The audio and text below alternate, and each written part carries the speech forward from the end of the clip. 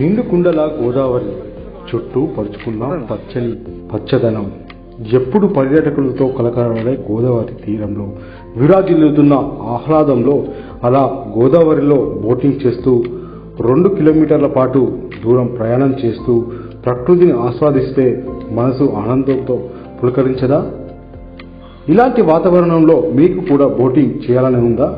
అయితే ఒక్కసారి పూర్తిగా వివరాలు తెలుసుకోవాల్సిందే. ఒకప్పుడు బోటింగ్ చేయాలని అంటే పెద్ద పెద్ద మహానగరాలకు వెళ్ళి అక్కడ సరదాగా బోటింగ్ చేసి ఆనందం పొందేవారు.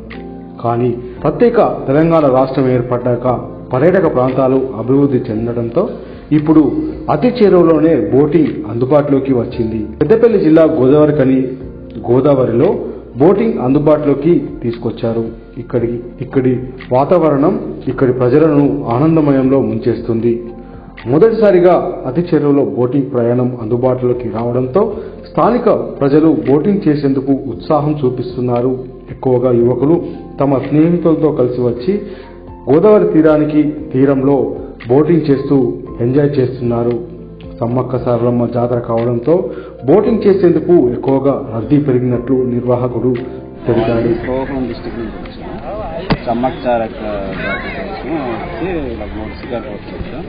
బోట్ సిక్కారు, ఎక్స్పీరియన్స్ బాగుందండి.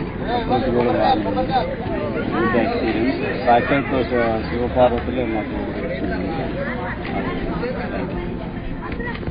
గోదావరిలో బోటింగ్ చేసేవారికి ధరలు కూడా అందుబాటులోనే ఉన్నాయి.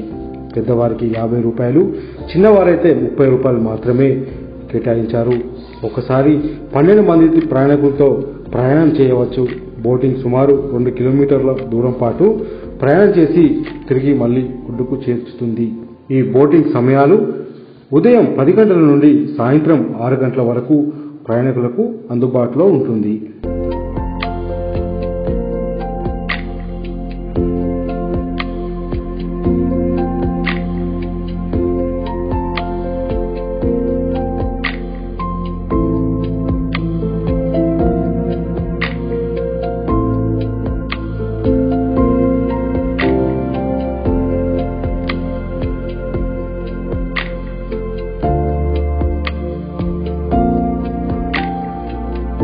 నా పేరు తిరుపతి, మా జమ్మికుంట.